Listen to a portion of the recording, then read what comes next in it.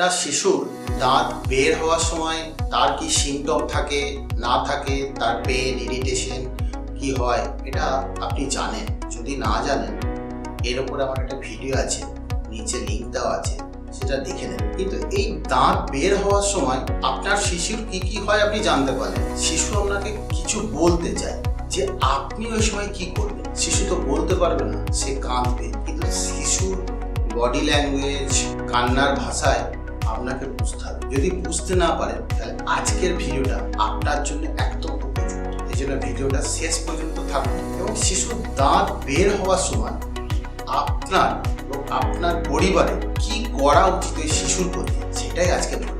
শেষ পর্যন্ত থাকুন। চ্যানেলে যদি নতুন এসে থাকেন, এই চ্যানেলটিকে অবশ্যই সাবস্ক্রাইব করবেন, ভালো লাগলে লাইক করবেন এবং কিছু জানতে চাইলে কমেন্ট বক্স খোলা আছে, কমেন্ট। নমস্কার, আমি Biswajit Majumdar, oral and dental hygienist.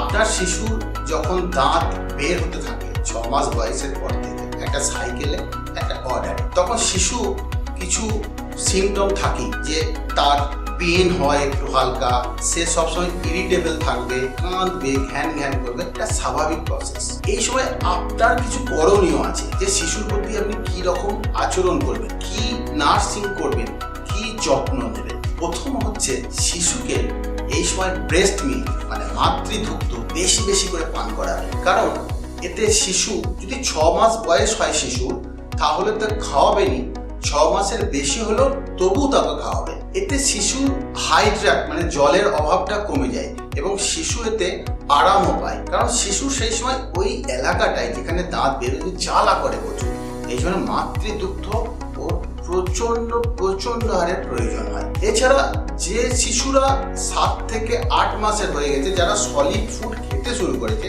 তাকে সলিড কিছু দেবেন না, তাকে লিকুইড ফর্মে এমন খাবার দেন যাতে খেতে তাকে পরিশ্রম কম করতে হয়। যেমন আপনি স্যুপ দেন, আপনি যে ভাতটা দিচ্ছেন তাকে ভালো করে মাখিয়ে চটকে একদম স্যুপের মতো করে দেন। হ্যাঁ, এই সময় মশলাদার খাবার একদমই দেবেন না। খাবারটা খুব ফ্রিজিং ঠান্ডাও দেবেন না, হালকা ঠান্ডা আপনি দিতে পারেন। তেল ঝাল মশলা তো আপনি দেবেন না এবং খুব ঠান্ডাও আপনি সেই শিশুকে খাওয়াবেন।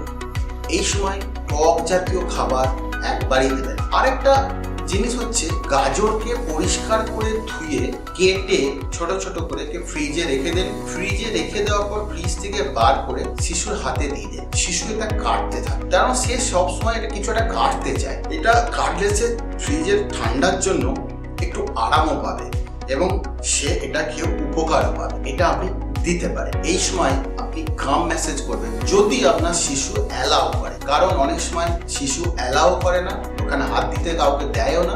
আর একটা জিনিস হচ্ছে, আপনাকে একটু সচেতন বলবো হতে, যে এই সময় শিশু যদি দাঁত বেরিয়ে আসে, আপনি যদি ওখানে গাম ম্যাসেজ করতে জানলে আপনার হাত কেটে যাওয়ার একটা চান্স থাকে। সেই জন্য এটা খুব সাবধানতার সঙ্গে এটা করতে পারেন। তা না হলে একটা সুতির কাপড় নেবেন বা রুমাল জাতীয় এরকম কিছু, তাকে ভালো করে পরিষ্কার করে ফ্রিজে রেখে দিয়ে সেই কাপড়টা দিয়ে আপনি যে শিশু যে জায়গাটা দেখবেন লাল হয়ে আছে, সেখানটা আস্তে আস্তে আস্তে আস্তে গাম ম্যাসেজ করে দিতে পারে, শিশু আরাম পাবে। শিশুকে এই সময় খুব কেয়ার নেবেন, নিজের কাছে রাখবেন, বাইরে একটু ঘুরতে নিয়ে যাবেন এবং কোনো ট্রয় বা খেলনা দিয়ে ওকে ভুলিয়ে না। এটা হচ্ছে আপনার করণীয়, এগুলো করবেন। কিছু কিছু জিনিস আছে, যে জিনিসগুলো আপনি একবারই করবেন না, এগুলো করা উচিত নয়। সেই সময় শিশু আরাম পায়ও না, বরং আরো তার কান্না, ঘ্যান ঘ্যান করা এগুলো বেড়ে যেতে পারে। এই সময় কিছু জিনিস আছে যেগুলোর উপর আপনি একটু নজর দেবেন, যেগুলো করবেন না, যে জিনিসগুলো আপনি একটু নজরে দেবেন, সেই জিনিসগুলো হচ্ছে কোনো মেডিসিন শিশুকে দেবেন না।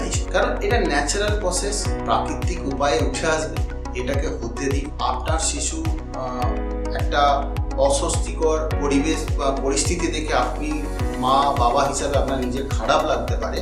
সেই জন্য মনে হবে একটু ওষুধ খাওয়ায়, একটু ওষুধ খেলে হয়তো আমার ছেলে ভালো থাকবে। একটু ধৈর্য ধরে সহ্য করবেন বিষয়টা, দাঁতটা ন্যাচারালি আসতে দেন। হয়তো এই সময় একটু টেম্পারেচার থাকতে পারে, কিছু সিমটম থাকতে পারে, সেই জন্য এটাকে ন্যাচারালি আসতে দেবেন। মেডিসিন কিছু অ্যাপ্লাই করবেন না। একবারে খুব অসুবিধা হলে তখনই কোনো শিশু ডাক্তারের পরামর্শ নেবেন, না হলে নেবেন। আরেকটা বিষয় হচ্ছে, আশেপাশে যে জিনিসগুলো থাকবে শিশু, যদি খেলনায় বলি, খেলনা বলুন, হাতের কাছে কাপড়, ওর সাংসারিক যা টুকটাক জিনিস আছে সেগুলোকে যতটা পারবেন আপনি ক্লিন করে রাখবেন, পরিষ্কার করে রাখবেন, হাইজিন মেনটেন করে রাখবেন। কারণ সুযোগ পেলে হাত দিয়ে মুখে ওটা তুলে নিতে চাইবেন, সেই যাতে ওর হাইজিন ঠিকঠাক থাকে সেটা করবেন। আর কোনো বোতল মুখে দেয় এরকম রাখবেন না। এই বিষয়গুলো একটু নজর রাখবেন। আপনি কি করবেন এটাও আমি বললাম। বিষয়টা যদি ভালো লেগে থাকে অবশ্যই লাইক করবেন, কমেন্ট করবেন। চ্যানেলে যদি নতুন এসে থাকেন অবশ্যই সাবস্ক্রাইব করবেন।